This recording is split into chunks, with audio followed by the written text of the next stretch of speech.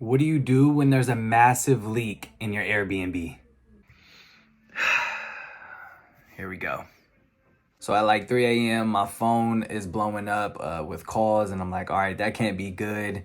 So then I like block out the call, and I'm looking at my notifications, and I got hella Airbnb notifications from a guest, and he's currently staying in my unit, and literally it's just leaking like all from the ceiling all the way down to the floors and pretty much like floods. And I'm like, oh my God, what do we do? And so I'll show you some of that video right here. But that is like just the whole situation was kind of like, oh my God, what do I do? So what I did was automatically hop off the phone, be like, hey, just fill some buckets up, whatever. Let me call maintenance. I called the emergency hotline, obviously, because maintenance, it had to be emergency at that time. They answered. Right. They finally answered. I'm on hold for about 5 minutes. They're like, all right, we can send someone out there. I'm like, okay, well, when? Because the apartment is going to be flooded by the time y'all get there. Right. And so they're like, okay, we'll figure it out. We'll call you back. So like 30 minutes goes by and I hear nothing. And so I'm getting a little worried at this time. It's still leaking. You can see that right here. And then I call them back and I'm like, hey,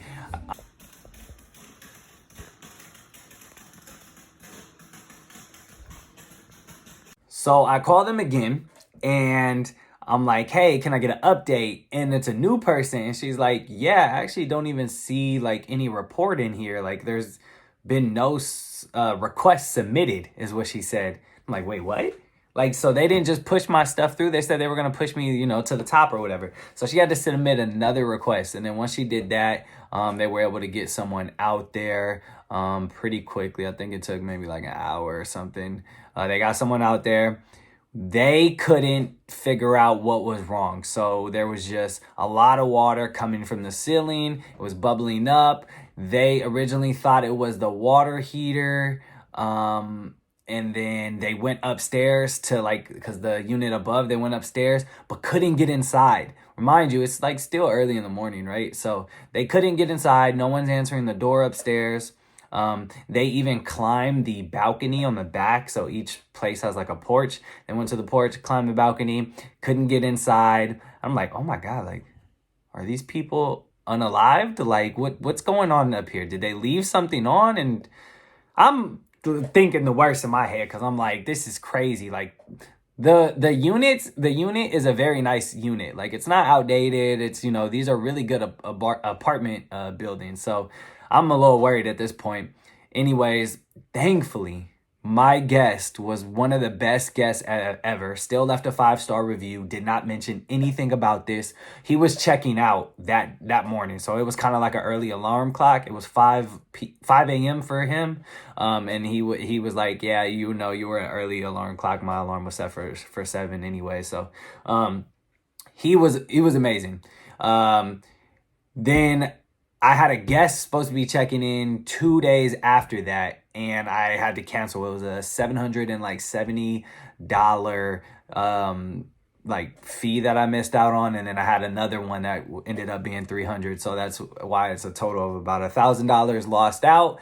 Because essentially this place sat vacant for about a week while they were trying to figure out how to fix it. They still couldn't get up into the people's place for about a day and a half. They finally got in, finally found out the problem. They didn't inform me what the problem was. I still don't know. And then once they, shut everything off, everything was good. It sat vacant with a big old hole in my ceiling. I was able to rent it out with that. I let the guests know, hey, there's a hole in the ceiling. Don't worry. They're going to come and fix it. He was totally fine with that. I think I got like $250 out of that rental. It was just a 2-night thing. He wasn't even going to be in there the whole time. But while this hole was open, what it did was allow a lot of moisture to get into the apartment. So there's gnats everywhere.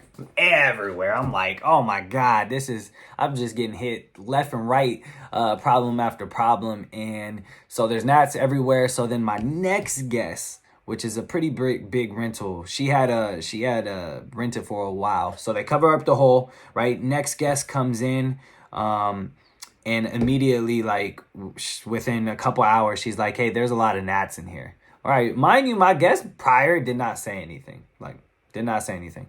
Also, we're in Texas with humidity, the hottest month of the summer, July. Like, there's gonna be gnats whether there's a leak or anything, but there was just a little bit more for her liking.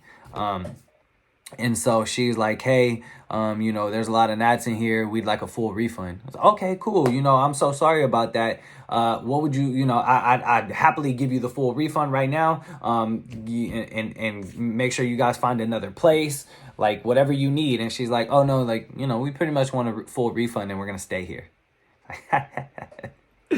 No, you're not.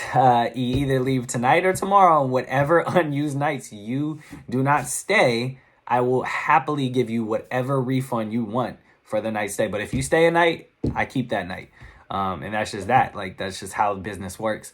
And so I was trying to remedy the situation. She was not working. She's like, all right. I was like, here's what I could do. I'll send a cleaner. I paid like $100 for a cleaner to go out the very next morning, put up some traps and stuff and clean up.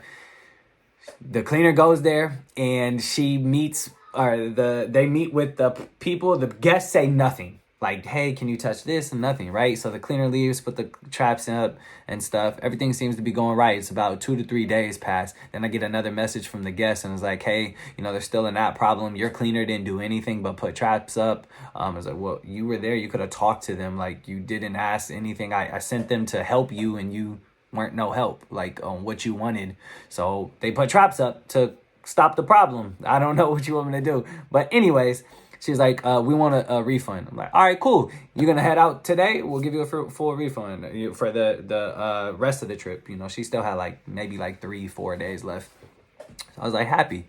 So then they leave. She just stops responding. They leave. She calls Airbnb calls me and was like, hey, would you like to give her a refund? I'm like, no, I'll give a refund for the unused days. And then never heard from the lady. And then she left a 1-star review for a gnat review, or for just the gnats, right? I had someone go in right after and was like, yeah, the gnats aren't bad, dude. Like, we're in Texas, like, they're all gone. There's about 5 gnats flying around right now.